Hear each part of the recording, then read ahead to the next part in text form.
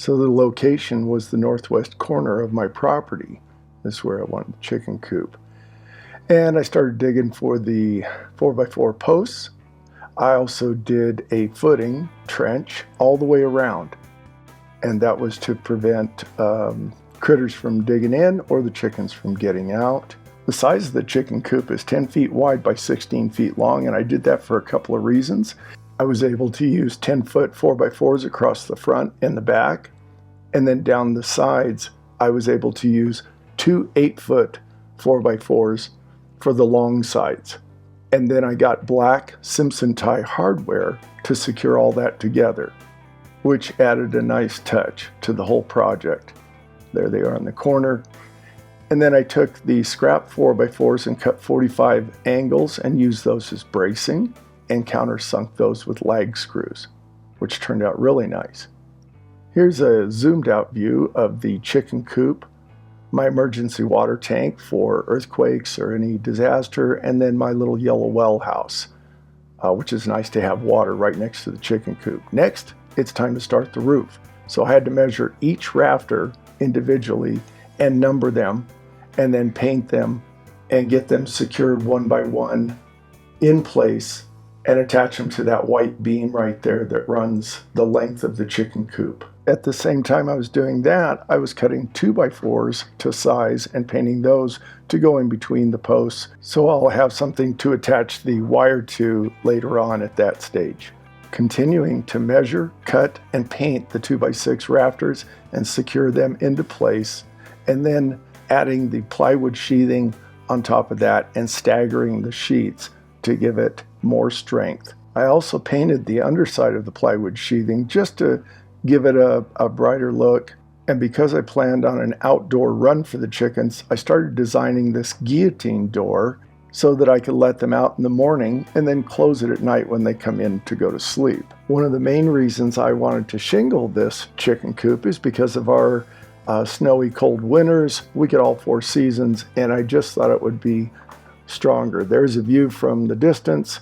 Shingles are on. Next, I decided to start working on the nesting box where they're going to lay eggs, hopefully. And there's a view of the nesting box, and I've got it secured in place. They'll jump up there and lay their eggs, and then on the outside I put a hinge door so I can go out there and grab eggs without going into the coop if I don't want to. If I just want to run out there and grab the eggs, I can. I also added a little hasp latch lock to keep that secured.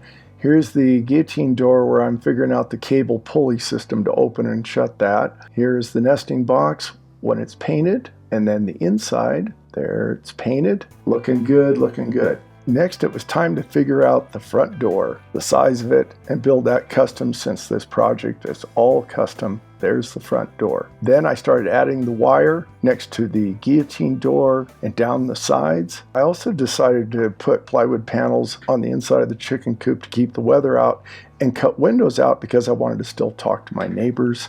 Here I'm adding fiberboard panels cut to size at the front and the back of the chicken coop. There it is from the outside. Kind of closes that off in the front and in back. Here are the windows and that paneling that's been painted.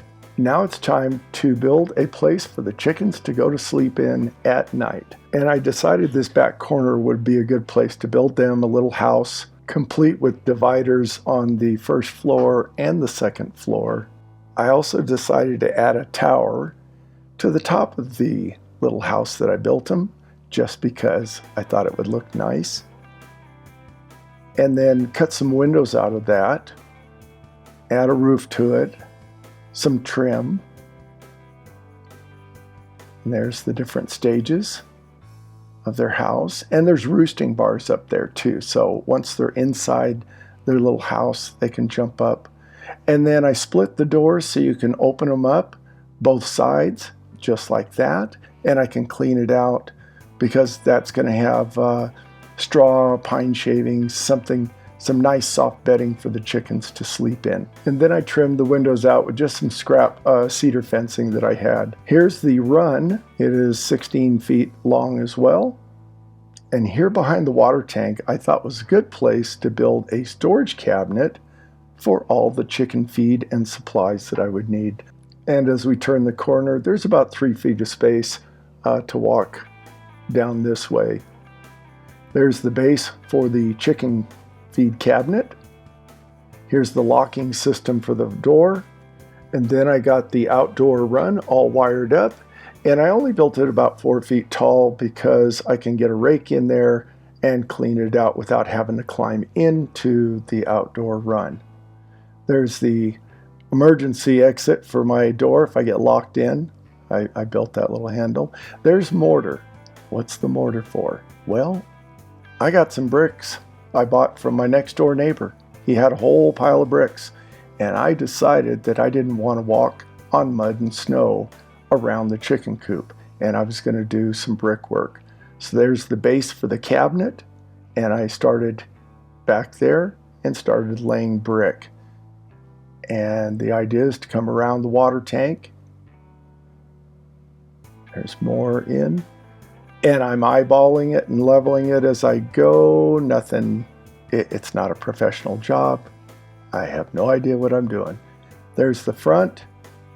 And the idea is to brick this whole thing so that I can walk out, take care of the chickens.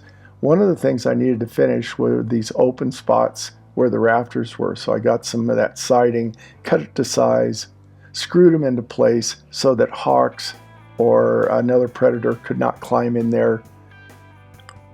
And there's another view of the base for the cabinet. Here's the outside. You can see the holes have been plugged up there. We recently got a new puppy, and he was loving hanging out while I was building this thing. Oh, Barney. Stay tuned for part 2. Bye-bye, everyone.